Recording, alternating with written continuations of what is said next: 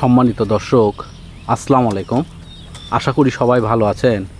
আজকে আমি আপনাদের সাথে শাকার চারা নিয়ে আবার কথা বলবো।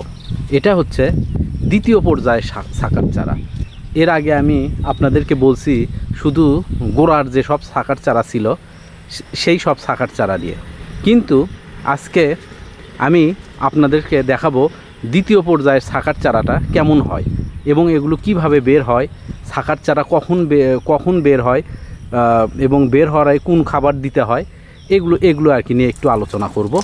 তো যাই হোক, এই দ্বিতীয় পর্যায়ে শাকার চারা যেগুলো আমি দ্বিতীয় পর্যায়ে শাকার চারা এগুলোকে বলতেছি যেগুলো আর কি উপরে হয় একটু, আর গোড়ার দিকে যেগুলো হয় সেগুলো বলতেছি প্রথম পর্যায়ে শাকার চারা।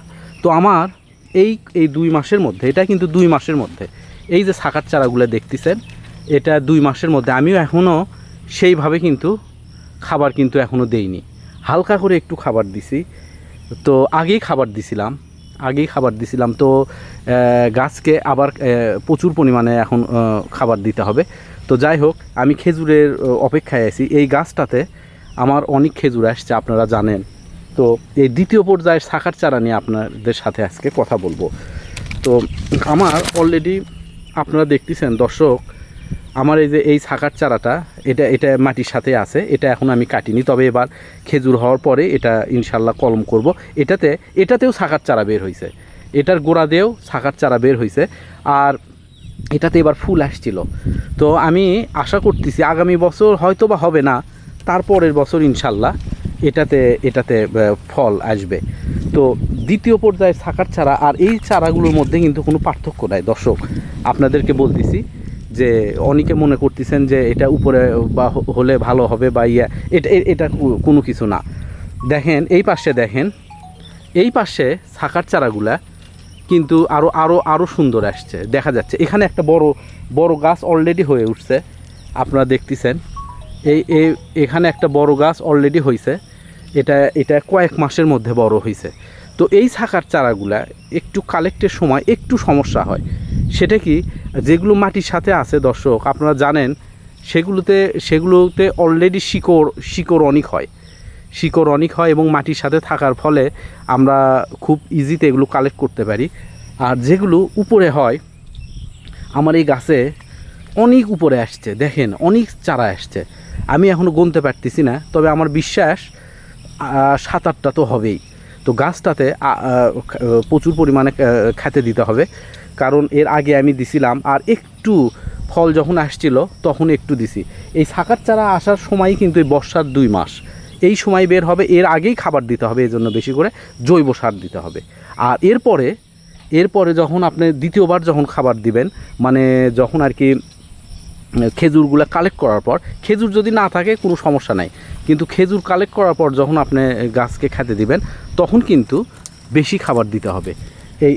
এই সময় কিন্তু গাছের গ্রোথ হবে। তো এই শাকার চারা যে কথা আমি বলতেছিলাম, দেখেন এই গাছটা বড় হয়েছে, অনেকখানি বড় হয়েছে। এটা কয়েকদিনের মধ্যে, এটা কিন্তু বেশি সময় লাগেনি, কয়েকদিনের মধ্যে এটা হয়েছে। তো করলে কিন্তু এই গাছগুলো কালেক্টের একটা সমস্যা আছে, নিচেরগুলোর থেকে এগুলো একটু কঠিন হয়, কারণ এগুলোতে হয় কি আপনার শিকড়ের একটু সমস্যা হয়, আর উপরে বেঁধে দেওয়াতে একটু সমস্যা হয়। তা না ছাড়া এই কোনো সমস্যা নেই। আর উপরের বা নিচের শাখার চারা এটার মধ্যে কোনো পার্থক্য নাই, সবই এক। কিন্তু আমাদের জন্য কালেক্ট করা একটু চ্যালেঞ্জ হয়ে যায়, কারণ আর এটাতে একটু সময়ও নেয়। নিচের শাখার চারাটা অনেক সময় আমরা একটু আগে পিছে সময়ের করতে পারি, কারণ এর অলরেডি অনেক শিকড় আসে নিচে থাকার দরুন শিকড় আসে।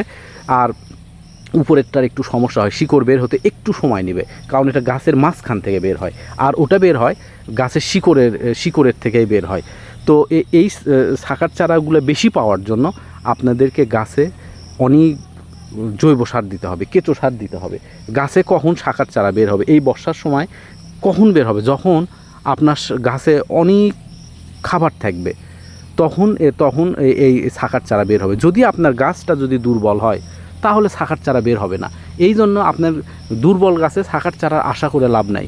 আপনারা এই জন্য গাছে প্রচুর পরিমাণে আপনারা খাবার দেওয়ার চেষ্টা করবেন। যাদের খেজুর গাছ আছে, শাকার চারা নেওয়ার চেষ্টা করতেছেন, তারা ডিসেম্বর না, এটা জানুয়ারির দিকে আপনারা খাবার দেওয়ার চেষ্টা করবেন অনেক বেশি পরিমাণে। তাহলে আপনাদের এভাবে শাখার চারা হবে। গাছ যদি একটু দুর্বল হয়, আর এই খেজুরে আসার পরে গাছ একটু দুর্বল হয় আর কি, তো এই সময়টা মানে এই সময়ের আগেই খাবার দিতে হবে, তাহলে আপনাদের চারাগুলো ভালো হবে। আর এই চারা কালেক্ট করতে, উপরের চারা দ্বিতীয় পর্যায়ের শাখার চারা যেটা আমরা বলতেছি, এটা কালেক্ট করতে একটু সময় বেশি লাগবে। নিচেরটার মতো ইজি হবে না, কারণ এর শিকড়গুলো একটু সমস্যা। এটা শিকড় বের করার জন্য যখন কলম করবেন অন্তত 5 থেকে 6 মাস, আর নিচেরগুলো আমরা 3-3.5 মাস ওয়েট করলেই হয়ে যায়। তো এটাই হচ্ছে আসল বিষয়। তো দর্শক, আপনারা যাদের খেজুর গাছ আছে অবশ্যই আপনারা গাছে প্রচুর পরিমাণে জৈব সার দিবেন, তাহলে আপনারা শাখার চারা পাবেন। আমরা জানি শাখার চারা নেওয়ার জন্য সবাই খুব উদগ্রীব, তো যদি জৈব সার দেন তাহলে অনেক শাখার চারা পাবেন, আপনারা বাগানে লাগাতে পারবেন না, এত পরিমাণে শাখার চারা বের হবে। তো দর্শক, সবাইকে অনেক ধন্যবাদ। আজকে এই পর্যন্তই, আবার ইনশাল্লাহ আপনাদের সাথে খুব তাড়াতাড়ি দেখা হবে। আসসালামু আলাইকুম।